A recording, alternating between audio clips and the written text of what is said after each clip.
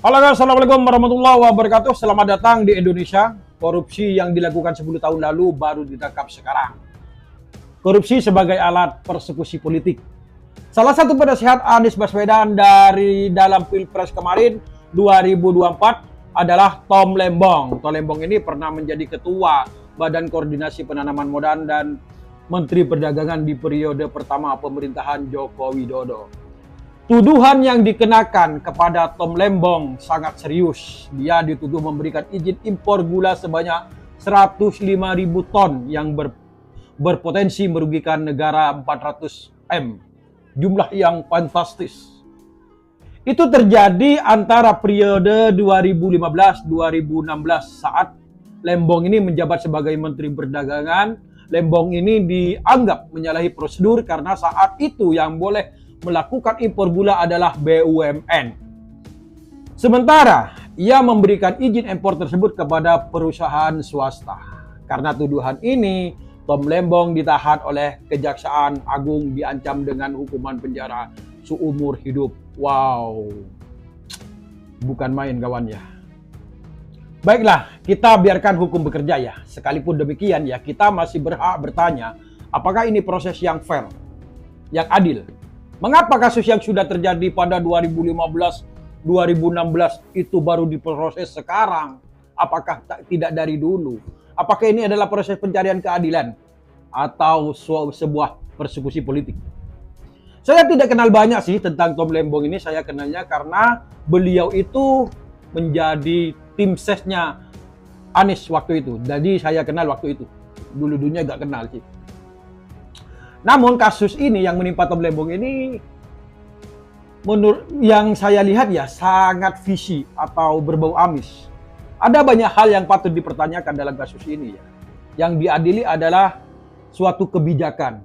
Seorang menteri perdagangan mengambil kebijakan. Apakah itu tidak diketahui oleh bosnya, yaitu Presiden Jokowi waktu itu yang berkuasa?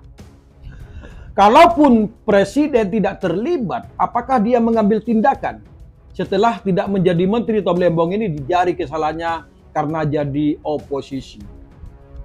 Jika yang diadili adalah kebijakan atau prosedur pengambilan keputusan dalam kebijakan itu, maka yang bertanggung jawab untuk itu adalah pemegang kekuasaan eksekutif tertinggi.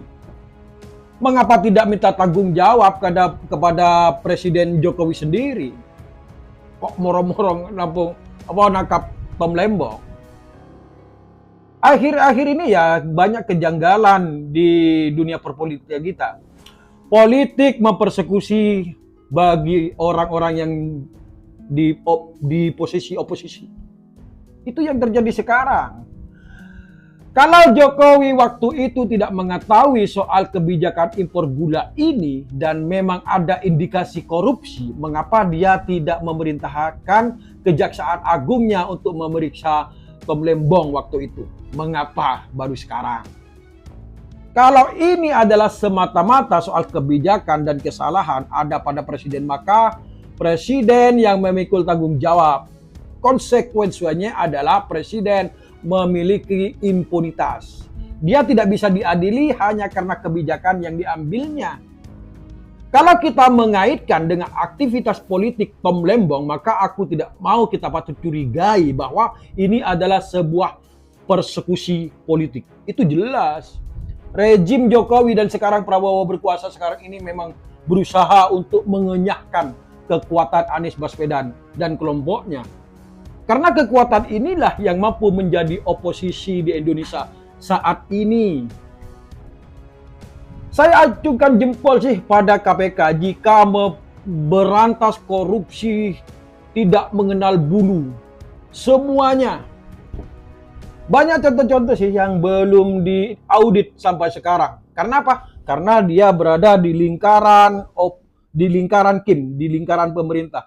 Jadi kalau dia berlindung, tentu tidak akan diaudit seperti ini, seperti Tom Lembong ini. Oke, kita habis Tom Lembong ya. Lalu bagaimana dengan Erlangga Hartarto?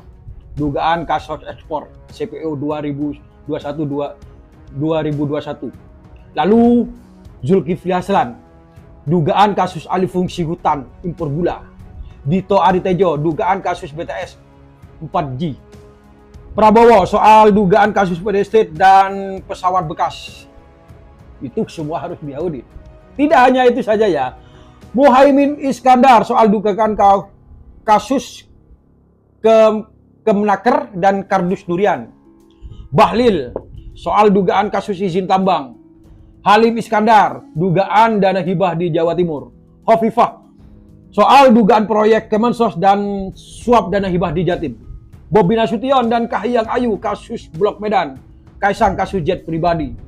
Dan banyak lagi ya. Termasuk Kahiyang ya. Bobi ini ya harus diaudit juga kan. Termasuk Zulkifli Hasan. Dan kasus nikel ilegal 5 juta ton. Tidak perlu saya sebutkan siapa saja. Itu ke Cina. Dan juga banyak lagi yang lain. Mari berantas korupsi tanpa pandang bulu. Yang benar katakan benar, yang salah katakan salah. Semoga Indonesia ke depannya hukum bukan hanya menindak pada orang oposisi atau menindak orang yang tidak punya kuasa. Wassalamualaikum warahmatullahi wabarakatuh.